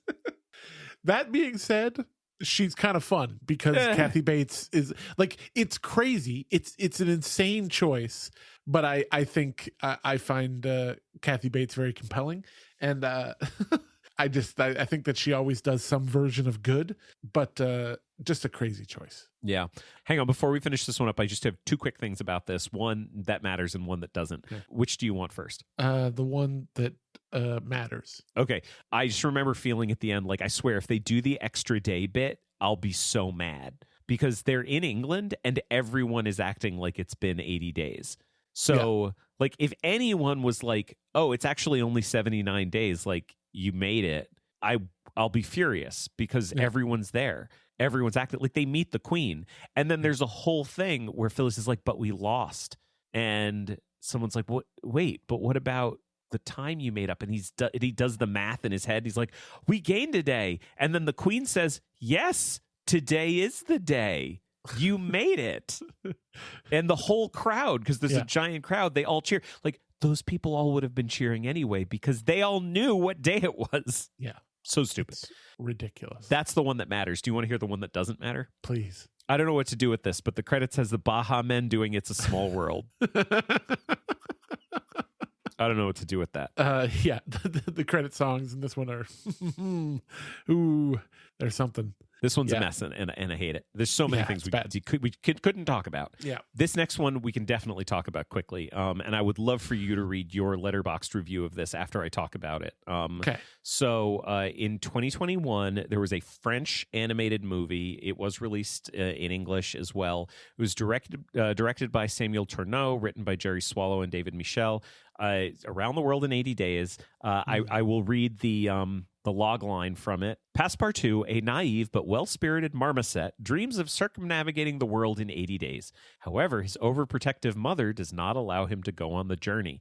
One day, Passepartout gets the opportunity to travel the world with Phileas Frog, an explorer and con artist, after Frog makes a wager with the locals that he can circumnavigate the globe in under 80 days. I feel like we have a minute right now. Would you read your Letterboxd review for this? Yeah, sure. Let me just bring it up here. Sure. I just thought it was make eloquent. sure that I'm quoting myself correctly. Here's what I had to say about this film. No, it's just so perfectly said. I couldn't have said it better myself. I hated when you this read movie. When you just read that description, like, is he credited as Phileas Frog Yes. in the film? Because I swear they never say, like, obviously I thought it because he is a frog. Right. But I'm They pretty just call sure him there's Phileas, no yeah. time in the movie where they say frog, like Phileas Frog. I think they just call him Phileas. From what I remember, towards the end, there is a moment where he says that his name is Phileas Frog. Okay. It is text. Like, I do Because I remember thought it was being interesting that as I was watching it, I was like, are they not going to say his last name? It's obvious that, like, they made him a frog because it'd be funny if Phileas Fogg was Phileas Frog. One of the many things that was running through my head while watching this movie continuously to distract me from the fact that I was watching the movie. Yeah. It's harsh. I mean, I feel like this is a French movie. Like, I bet you that there's a chance that in the original French, were I to understand French, that it could be better. I doubt it, and I'm going to tell you why. Uh-huh. The aspect of the movie that made me the most angry Yeah. wasn't that airplanes are a thing in this world, because that's kind of the whole thing about the 80 days being important, is that it's pre-airplane. Yeah. But no, Ayuda's in this. She's Princess Ayuda, and she has airplanes. Yeah. Oh, by the way, her being a princess means nothing. Like, they go back to where she's from. Do you meet anybody else, like anyone else in her family? Do you see anybody interact with her in any way? Nope, not once. No one where she's from interacts with her. That's completely off the table. But she's a badass explorer. She's a real Princess Leia type, and Phileas Frog is a real Han Solo type, and that's their relationship. That's it, and I hate it. So the thing that I hate most about it is, but it's not even that. Even though I hate that, the thing that I hate most about it is that this movie is so clearly, even in the original French, full of ironic detachment. Yes, big time. It's full of characters just acknowledging the things that are happening, it completely detached from the reality of it, because the filmmakers didn't have the guts to actually tell this story, because even they knew it wasn't very good. And they thought that the only way that they could get that across to audiences is to show audiences that even they know that it's not very good, and have their characters acknowledge that it's not very good, because that makes it good. And I hate that. Yeah. And me too. Get it out of here. There's a bunch of stuff where, like, they talk about Around the World in 80 Days. Oh, that's a good title. Fuck you. Yeah. Yep. Now's when we have the dance number. Like, it's, I hate it. I hate it. This is junk. Yeah. It started and I was like, oh, of course, this is a French produced movie. So, of course, Passepartout is the main character. Right. Not that, like, Passepartout isn't kind of the main character of the book, too. That's not here. I'm not making fun of, like, it's not like he can't be the main character. He can. But, like, it was just funny that, like, oh, he's, like, the focus emotional character. Yes. Yeah. And I was like, of course he is. The French made this. Anyway, I'm excited to move on from this one, because I don't want to talk about it anymore, but that means we have to talk about the last one. Let's do it. Okay, so in 2021, there was another one that was made. This was a miniseries. It's created by Ashley Farrow and Caleb Ranson. Most of the episodes, there were 8 episodes, most of them were directed by Steve Barron, who will always have a special place in my heart because he directed the first Teenage Mutant Ninja Turtles movie. But, like, he's done a lot of TV and stuff like that. And there are a couple others who directed as well. It was produced by and starred David Tennant as Phileas Fogg. Hell yeah. And I remember seeing ads for this one before I really knew much about Around the World in 80 Days. And then when we were doing this, I'm like, and there's that David Tennant one we got to watch. And like, I'll say this. I somehow didn't know about it at all until we were going to do this. Yeah. And I think that's just because I don't see advertisements for anything that gets produced by Masterpiece and PBS. So yeah, I don't know. I will now. David Tennant's great. He's just such a compelling, fun actor. Yeah. Love him. And so I was kind of excited about this one because that felt like interesting casting, and it felt like he would be able to make something really entertaining. I was very excited about this. This was the one I was most excited for. Yeah. Do you want to get it out of the way really quickly? Just the fact that we did not like this? We took against this one. Yeah. We each took against it. I feel like, I don't know who texted who first, but I feel like I texted you something really negative, and you didn't say this, but it felt like your response was, oh, thank God you also don't like it. Yeah, it was definitely something like, or like you just texted something and I was like, I did the all capitals, like, yes, like. Yep. Well, I think it's because I was like, we talked about delaying recording a little, like a slightly, and we were both basing like, yeah, these some of these are taking a while. Yeah. And I think that's how it started. But anyway, we'll get back to what doesn't work about it.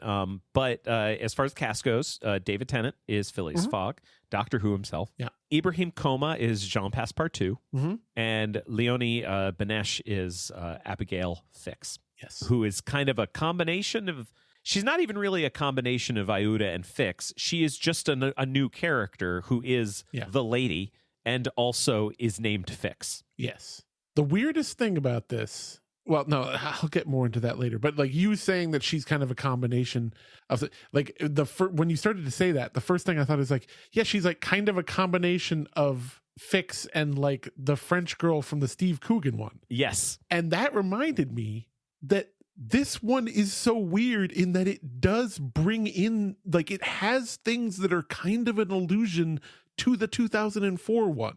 Go on. Well, like, there's the whole, when they're in Hong Kong, there's a whole subplot in that episode because every episode has a big subplot. The Hong Kong crime guy sends Passepartout to steal back a priceless heirloom from their culture that was stolen by the British. That's made of jade. Yeah. Isn't Holy that shit. weird? You know, it's like, this is how uninvested I was in both of these versions. Didn't make that connection. Yeah. It's weird. That's weird. Let's talk about stuff we liked. We've already talked about how Tennant is great. Hang on, let me say one little thing really quickly, just because I didn't really say much about who Abigail is. Sorry. But she's like, okay, so Fogg is British, the high society guy who takes a bet to go around the world in 80 days. That is true. That's who he is. Yes. Passepartout is his new valet that he has just hired, who is French and a young man and is pretty willing to do anything. That is there. Abigail Fix is the journalist who is going with them to document the trip. Right. Who is the daughter of one of his friends that he made that was involved at the club that made the bet. I mean, this friend didn't make the bet, but you know. Yeah, he only made the bet with one person.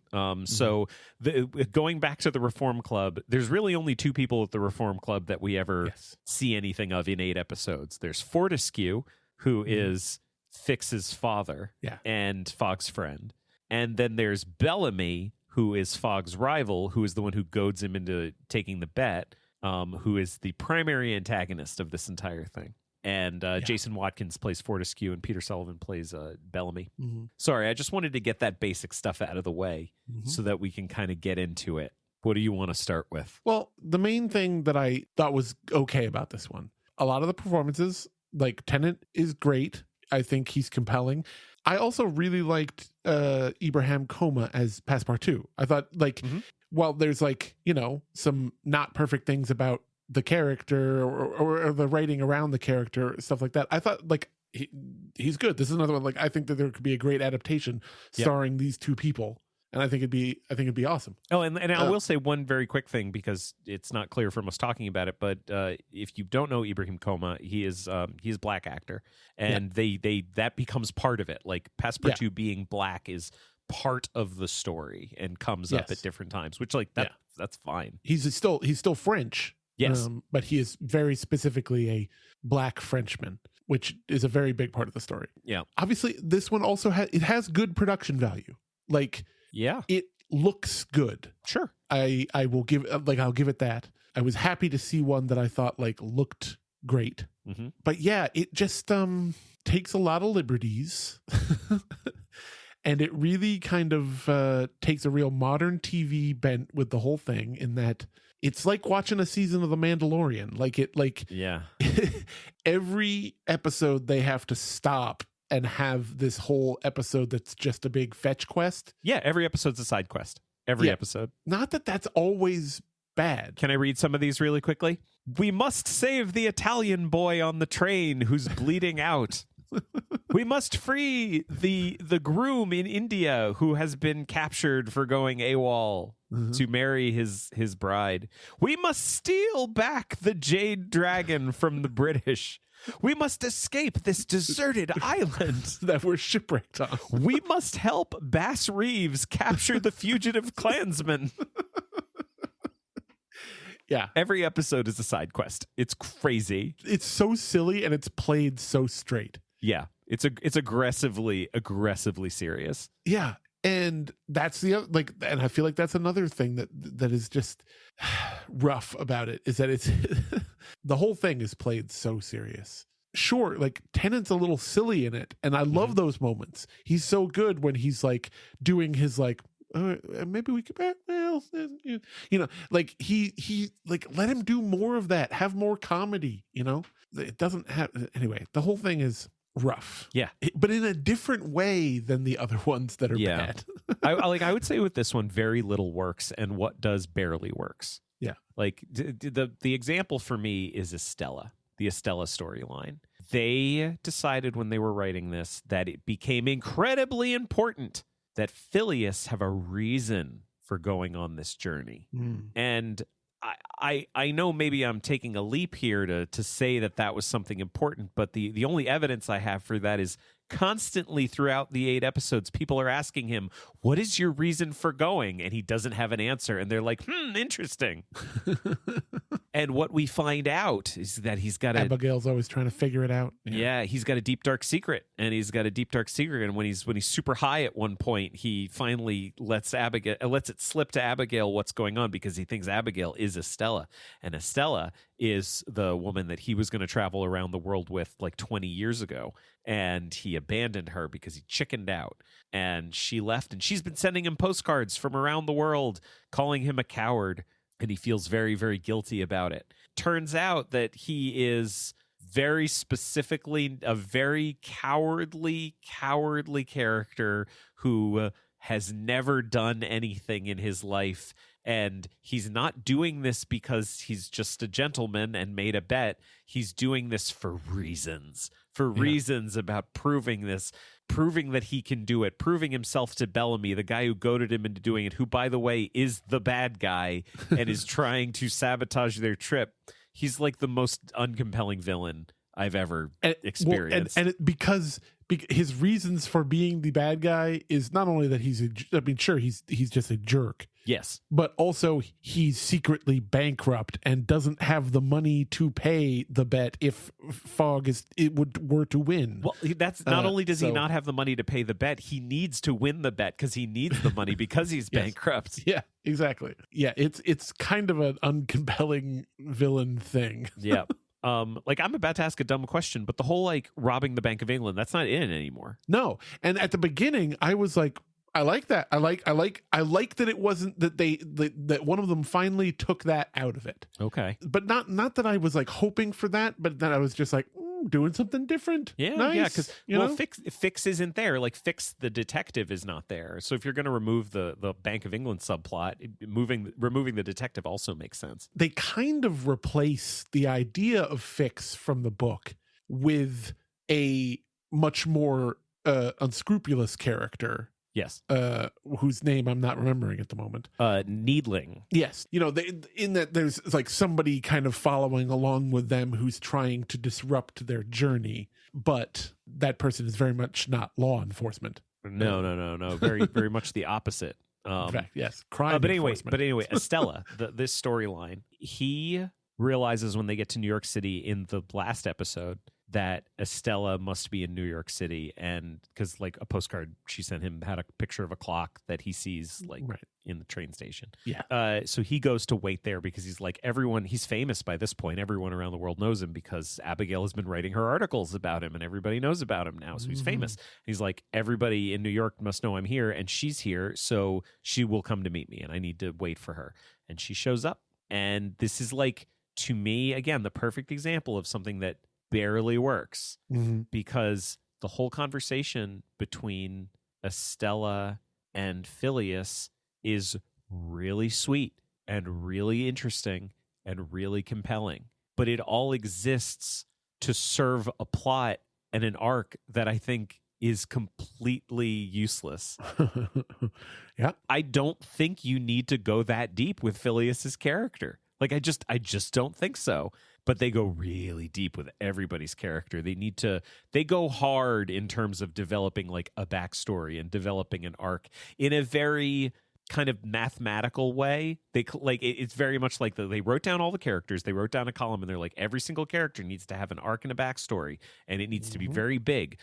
Maybe too big to include them all, but we're going to include them all. They will all be here. Another very modern TV thing that I think is getting out of control. Yeah. But can I go through a list of things that I thought were not good? Yes. We already talked about how every episode is a side quest. Mm-hmm. I just want to be clear about something. Not only is it tiring, but also it takes away from the actual journey, because there's very little journeying in this show about taking a journey. The journey happens between the episodes, and the episodes usually start when they've arrived somewhere. Yes. Then they have their side quest, and then at the end of the episode they leave. Then in the next episode they arrive in a new place, and there's a new side quest. There's very little going around the world in this show about going around the world. It is definitely one of the most frustrating things for me, because like in a funny way, this is exactly what the animated one from the same year does as well, in that the traveling around the world seems so ineffectual and nothing in terms of the story, and you gotta have a little bit more. Like, I mean, at least in this, like, sure, they are in a different place, and in fact all the places pretty much that were majorly stopped at in the book as well, but when you don't actually have the traveling, it makes it feel empty. I don't know how else to put it. Like, it's bad. Well, they do include many scenes of traveling on boats, because they're on lots of boats throughout every the entire single thing. step they take a boat. Yeah, they take boats all the time. Here's the problem. They had one boat set, and they used it for every boat. This is one of the things that goes against my my saying that I think it has good production value. Yeah. Like, it does, but also it doesn't. Yes. Because it's always the same goddamn boat. This is embarrassing for them. Like, truly embarrassing. I'm embarrassed for them. Let's talk about the Reform Club for a second. In every other version, every time we go back to the Reform Club, it's a chance to like just hang out with a bunch of delightful like British character actors. It's like it's usually like fun. It's a fun little interlude. Mm-hmm. You mentioned that in the 56 one especially, like, it's a fun little interlude. I like how this version dares to ask, what if going back to the Reform Club was dour and obnoxious? Yes. What if it was because it was scenes between a villain that you didn't like, and wasn't even fun, and like a character who you're like maybe supposed to like, but also there's a whole subplot about, in a very this modern show kind of way, like a whole subplot about how this guy, Abigail's dad, is like actually kind of shitty and has a very problematic past. Yeah, so like, I don't want to spend time with these characters, so let's stop going back to the Reform Club. We already talked about Bellamy as a really weak villain. Mm-hmm. The show is often slow and a bummer. Mm-hmm. The prime example for me is, in the book, there's a thing that happens where they're on a train and they come up to a bridge, and the bridge is rickety. And they're like, we cannot go across this bridge. And in the book, it's a really funny sequence where they're like, I think we can make it. Yeah. We just got to go fast. Well, because in the book, it's in the later part of the book, it's in America. And it's a joke about how Americans are like, no, let's just jump it. Yeah. And that's a funny, like, there's a lot of funny commentary on Americans in the book. Uh-huh. And this one, it's the second episode and they're in Italy. Yeah. And going across the bridge, instead of being a really like quick, and then they go across and the bridge collapses as a joke, like, instead of being funny, it takes them 10 minutes to cross. And the stakes are so much higher because the little Italian boy is bleeding out because he got injured when the train stopped, so they didn't go over the bridge. And Phileas is like, we can do it, and the train is moving so slowly as they go across, and they've thrown everything up. It's so ridiculous. And but it's not only is it overly dramatic, which is a separate thing we can talk about, it's slow and boring. And well, because they got to wring all the juice out of their episode that's about like bad parenting or something. I know, like, right? Like, the book is not slow, and it's not a bummer. Yeah. And the show is often slow and a bummer, and I think that's a problem. they get the balloon from the balloon guy. And this is the episode where they're in France. We already have to watch Passepartout witnessing his brother getting shot. His brother, the revolutionary, getting shot. It's incredibly dramatic. Like, this is not played for laughs. This is played for high drama. And then at the end of the episode, they're escaping from the police and they like find a guy who's got a hot air balloon. And they're like, can we have your hot air balloon? And the guy is like, well, I've made it for my wife, but she's dead. I'm like, Jesus Christ. Like, like, this is not, we've just gone through the most dramatic episode ever. Why do we need the end of the episode to also have this really sad, dramatic French guy? Like, my note to this guy was like, too dramatic, wife too dead. I don't need this. They go way too hard on the drama and the peril. So, like, every episode has something that is so intense that they could not possibly survive it. Either they won't physically survive it, or their friendship won't survive because someone has done something so unforgivable to another one, and the lie is too big. Like, there's a sandstorm when they're in the desert, and it is like, is Fogg going to die? It's like, no, of course Fogg's not going to die because it's episode 3. Yeah. Like, he's not going to die. We have too much show to get through. Like, oh my God, is Passepartout going to totally betray Fogg in the 4th episode? Like, no, of course not. Like, oh, Passepartout, when they're on the deserted island, Passepartout gets sick. It's like, will Passepartout survive this mystery illness on this deserted island? Yes. Yes, of course he will. Because there's more show. And they just go too hard with the peril. Like, it becomes obnoxious and boring because you know that it doesn't mean anything. Yeah, 100%. This was a very disappointing one in several ways. It's too bad. Before we finish up, there's a whole aspect of this one. Remember when we did the time machine and I like completely forgot to mention that H.G. Wells is like in the universe of the time machine of the 2002 version? Yeah. Okay. This miniseries commits 2 sins. And not only either one would be bad enough, but the fact that they do both is bonkers. Will you say the first thing and then can I talk about my experience with the second one? Okay. So sin number 1 in the Italian train episode, this little kid starts talking to Fogg. It turns out that one of the things the kid is really into, and Fogg is like, I read his books too, is Jules Verne. Yeah. Yeah. And they references From the Earth to the Moon. The kid has a copy of it. And there's a whole bunch of stuff about rockets in that episode and how the kid is really into it. And that's a bad enough thing. And anyone who listens to this show has listened to the show for any length of time knows that's something that like I hate it because it breaks the world. Because now I'm thinking like, wait a second. So in this world, did Jules Verne not write Around the World in 80 Days? Is that what, like, I don't want to be thinking about that. That is not, that should never be in my mind. You hate that. So crap. In this world, Jules Verne exists, is a famous writer, wrote From the Earth to the Moon, and presumably, at least, 20,000 Leagues Under the Sea, and Journey to the Center of the Earth and everything. Yeah. But he clearly didn't write Around the World in 80 Days because it's happening, right? Because we're in that story.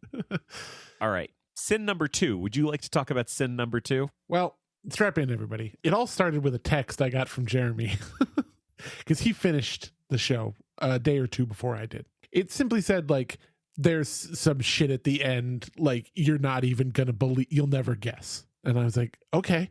And so it gets to the end of the story, and for a series that like really changed a lot from the book, the crescendo of the end is actually pretty spot on. And so the climax happens and they win the bet and like everything's going on. I'm like, what crazy thing could Jeremy have been talking about? That's weird. Yeah. And it's over. And then they're all sitting. The gang is sitting around in the Reform Club because they're really a gang now. Like the three of them. The three of them are best buds. Yeah, they're a crew. We should probably mention that there is a bit of a romantic thing going on between Abigail and Passepartout. Oh, heck but also not really. Yeah, it's more like they're setting it up for more later than anything else. But anyway, so they're best buds. These three. They're hanging out in the Reform Club, reading newspapers, smoking cigars. Where's everybody else in the Reform Club? They're locked out of the room for no reason. Wait, they locked them out of the room? Yeah. Everyone went down to chase Bellamy out in disgrace. And then the three friends just locked them out of the room. I don't know why. Yeah, that doesn't Do you make know any why? sense. No, I have no idea why. Yeah. It basically so that the rest of the club members can break into the room at the end, and they've jumped out the window and are running through the streets, hugging each other. Why are they running? Where are they running? Well, anyway, they're sitting around, hanging out. Abigail's reading the newspaper, and she says, hey, you guys see this? There's something sinking ships in whichever sea, and no one knows what's causing it. It's very strange. Like these people think it's like a giant squid, and these people think it's a whale, and these people think it's a submarine. And Phileas is like, it'd be interesting to check out. Like, what are you talking about? What are you going to check? How are you going to check it out? Well, no, he says that would be interesting to check out, and then the Reform Club members all break in, and the gang is gone. Yeah, and then we cut to them running down the street. Yeah. Do you guys understand that the end of this show is trying to crack open the Jules Verneverse and now do 20,000 Leagues Under the Sea? 20,000 Leagues Under the Sea has its own characters. Yeah. Why does it need the characters from Around the World in 80 Days to get involved in that shit? What are they trying to do? It is insane. It's truly insane. You texted me an alternate version of it.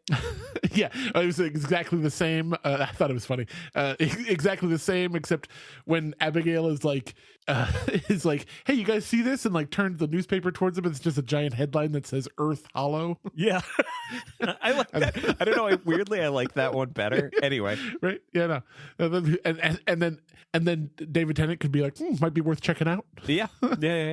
Anyone ready for another journey? It's ridiculous. It's so stupid. Like, I was immediately worried, and I checked into what the status of this show is in general. And while they said when it came out in 2021, they said that it had been picked up for a second miniseries by October. The last checked, somebody last checked with a Masterpiece person in October 2024, and they said they cannot confirm any plans for any more at that time. Well, that's good. It's probably not happening, but they tried to start a universe, everybody. Yeah. They tried to dark universe this shit. Yeah. I'm very proud of you for Verniverse. Thank you. It just rolls off the tongue. Yeah, it makes me very happy. No, the thing about this that just makes me... It both confuses me and makes me mad is that it's so clear that what they're trying to do is they're trying to show the audience their respect that they have for Jules Verne, and they're trying to honor Jules Verne. Right. And it just feels like such folly to say, like, okay, so wait, the way you're honoring him is to completely change his story, do it in a way that he never wrote it, with a tone that he never did, change all his characters, change everything, and then break another one of his stories at the 11th hour. Yeah. And then on top of it, try to take some of his other books and mash them into your bullshit. Yeah, like, this is how you're honoring him? Like, you don't need to honor him. You don't need to, just adapt it. That's fine. Yeah. Do you know how you could have honored him? Make a good version. Even if you changed things, if it was good, that's fine. Just don't reference him in it. Anyway, I hate that. And don't get me wrong, I would love a good new adaptation of 20,000 Leagues Under the Sea. I mean, people have been trying to do a new adaptation for a while, and I'd love to see one. I'd love to see a good one. But, oh man, this ain't it. This ain't it, kid. Nope. This one bummed me out. But anyway, I think that's a good place to end this all. Let's do some quadrants really quickly. Yes. Why don't we? 1956. Do you think they cared about the source material? Yes. Interesting. And by source material, you mean Méliès From the Earth to the Moon. No, I think they cared about the book. Okay. Was it successful? Not super for me. I don't think so. Successful enough for a Best Picture Oscar, but Academy Award for Best Picture aside. Yeah, no thank you. 1989 miniseries. Do you think they cared about the source material? Yes. Yeah. Was it successful? The most. Yep. Right. Of all of these. Which is yes. Yes. That's a yes. It's not perfect. It's not perfect. Is it but a it's yes? Successful. Yes, it is. Around the World with Willy Fog. I'm going to go ahead and say I don't know. And I don't know. Not enough information. Yeah, I feel bad that I didn't watch more of it, but there's so much of it to watch. 2004. Do you think they cared about the source material? No. Now, Frank Coraci said that he went back and read the book. Did he? Yeah. I don't believe him. Was it successful? Absolutely not. Okay, 2021 animated movie. Do you think they cared about the source material? Despite being French, no. No, right? And was it successful? No. Are you just quoting your review or are you answering my question? No.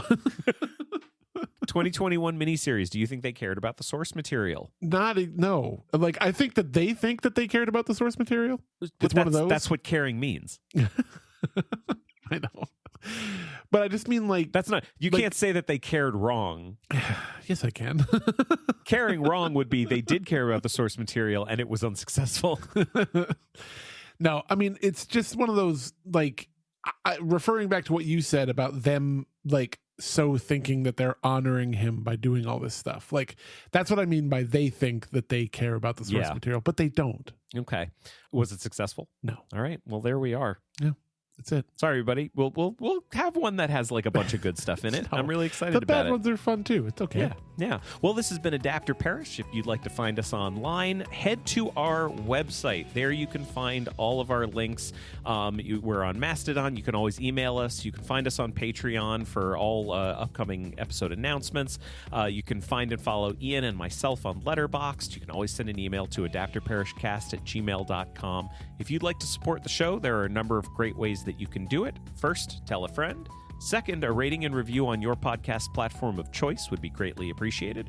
Third, as I said, we're on Patreon. You can follow us for free for announcements, but you can also support us on Patreon. You can get access to our bonus show, which is coming back, by the way. We're very excited about that, but the bonus show is coming back. And you can join our patron-only Slack community. You can find the details at patreon.com/adaptcast. Finally, if you go to bookshop.org/shop/adaptcast, we've created a storefront where you can purchase all of the books we've covered on the show. Part of every purchase will support us and a local bookstore of your choice. Thanks, everybody.